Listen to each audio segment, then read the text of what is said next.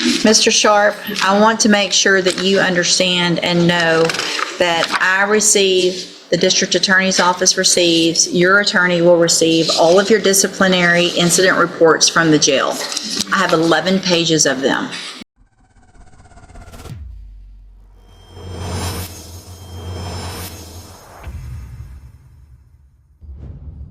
Mr. Williams? The charges are all the same in each case, Judge. Yeah, I got to go through them. Okay. In cause number 22-40823, I have a first amended motion to revoke your community supervision. Shows that you were placed on probation February 13th of 2023 for forgery of a financial instrument, a state jail felony. That was a 2-year sentence that was probated for 5 years. Is that correct? And in cause number 22-41018, I also have a first amended motion to revoke your community supervision. Again, also shows you were placed on probation February 13th of 2023 for forgery of a financial instrument, a state jail felony. And again, that was a 2-year sentence that was probated for 5 years, correct? And then cause number 22-41019, also have a first amended motion to revoke your community supervision. Also shows you were placed on probation February 13th of 2023 for forgery of a financial instrument, a state jail felony. That was a 2-year sentence that was probated for 5 years. Is that also correct? Speak up, please. Thank you. All 3 of these motions allege that you violated your probation. Count 1 alleges in each case that you failed to report as directed to the probation department December of 2024 and January of 2025. And is that true or not true? True or not true? Count 2 in each case alleges that you failed to provide verification of completing the theft program or the theft prevention class. Is that true or not true? Count 3 in each case alleges that you did not provide verification of entering and successfully completing the moral recognition therapy. Is that true or not true? MRT program. MRT. True. That's what we're talking about. Count 4 in each case alleges that you are behind in your court-assessed fees. Is that true or not true? True. Did you enter your pleas of true to counts 1 through 4 in each of these cases freely and voluntarily? And did you plead true because all of those counts are actually true? True. In each of these cases, I have here on the tablet some documents that have your signature on them that the state has marked as exhibit number 1. Before you signed those, did you go over them with Mr. Parker? Yes. Do you fully understand them? Yes. And do you understand, if I follow the agreements that you've made with the district attorney, that you will be waiving or giving up any right to appeal?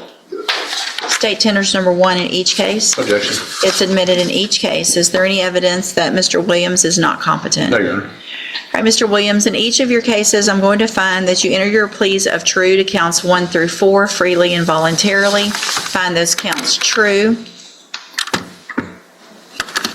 Find sufficient evidence in each case to revoke your probation. In cause number 22-40823, revoke that probation, reassess your punishment in accordance with your agreement to a term of 12 months in the state jail prison.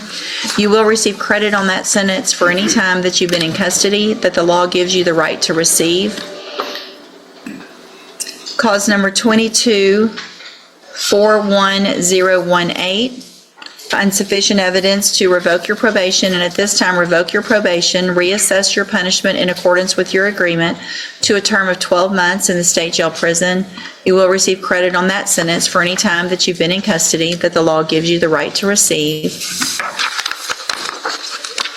And then in cause number 22-41019, find sufficient evidence to revoke your probation, and at this time revoke your probation, reassess your punishment in accordance with your agreement to a term of 12 months in the state jail prison. You will receive credit on that sentence also for any time that you've been in custody that the law gives you the right to receive.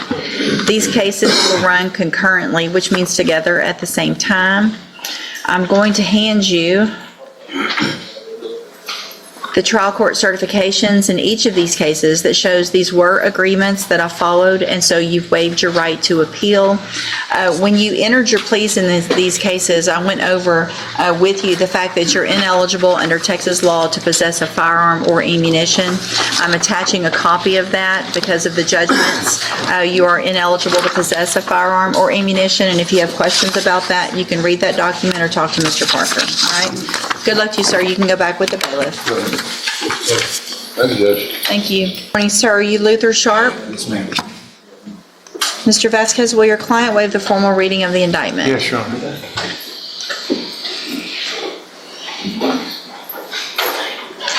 I did. Mr. Sharp, in cause number 25, wait, are we going on count one? Count one, Your Honor. All right, hold on, let me, get that done.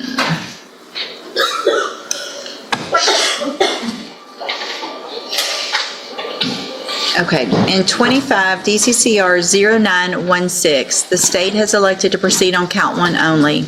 It alleges that you committed the second-degree felony offense of aggravated assault with a deadly weapon from May 26th of 2025, and how do you plead to that charge? Yes.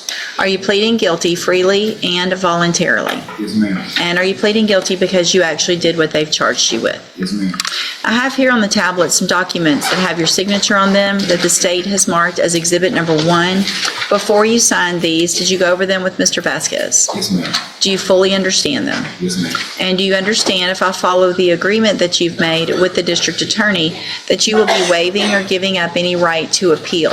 Yes, ma'am. And it looks like the agreement that you've reached is for a cap of 15 years in prison, which means you're leaving your punishment up to me.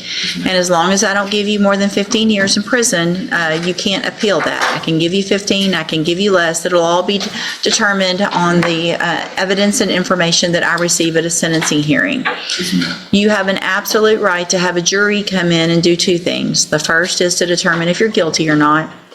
And then the second is, if they find you guilty, then you could leave your punishment up to them. If we go forward this way, you're waiving that right, and is that what you want to do? Yes, ma'am. Also, part of that agreement is that the state would dismiss cause number 25. Y'all wrote C, but I think you meant DCCR. That's correct, Judge. DCCR 0917, is that your understanding? Yes, ma'am. Do you also understand, if you're not a U.S. citizen, that a plea of guilty or no contest may result in your deportation, exclusion from admission to the country, or denial of naturalization under federal law? Yes, ma'am. State tenders number 1. No objection. It's admitted. Is there any evidence that Mr. Sharp is not competent? No, Your Honor. All right, sir, I'm going to find that you entered your plea of guilty freely and voluntarily. Find that you're mentally competent and you understand the nature and the consequences of your plea. Find sufficient evidence to find you guilty. However, I'm going to reset your case for a sentencing hearing, and so the probation department can do a pre-sentence report. We'll come back later for sentencing. Anything that you think is important for me to know, get that information to Mr. Vasquez, and he'll present it to me on your behalf when we come back. Yes, ma'am. All right, you can go back with the bailiff. Your Honor, can I speak? Sure. Would the court consider a bond reduction? Not with a cap of 15 years in prison. No. You can go back with the bailiff. Mr. Sharp, I want to make sure that you understand and know that I receive, the district attorney's office receives, your attorney will receive all of your disciplinary incident reports from the jail. I have 11 pages of them. So if you think you're going to come in and ask me for any type of consideration on that plea, my suggestion is between now and when you come back, I don't have any more added to this. Yes, ma'am. I don't have to take the 15 years. Yes, ma'am. We could go to trial and you could get worse. Yes, ma'am. A jury will see all of this. Yes, ma'am. You're too old for this nonsense. Yes, ma'am. All right, go back with the bailiff. All right, are you Robert Lowe? Yes, ma'am. And so Mr. Lowe was previously in court, entered pleas of guilty to 3 cases of possession of child pornography. There was an agreement in those 3 cases for a 7-year deferred probation and a $1,000 fine with dismissals, I think, in 3 or 4 other cases. I've received the pre-sentence report. Has everyone had an opportunity to review that report? Yes, Your Honor.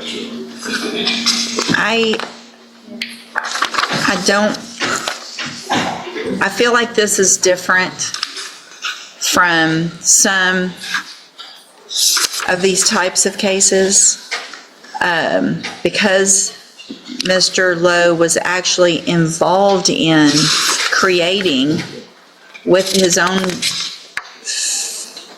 family member victim who was very young, 5 years old. So this wasn't I downloaded something and didn't realize what I was downloading. This is very different. This is a family member that was victimized because of this.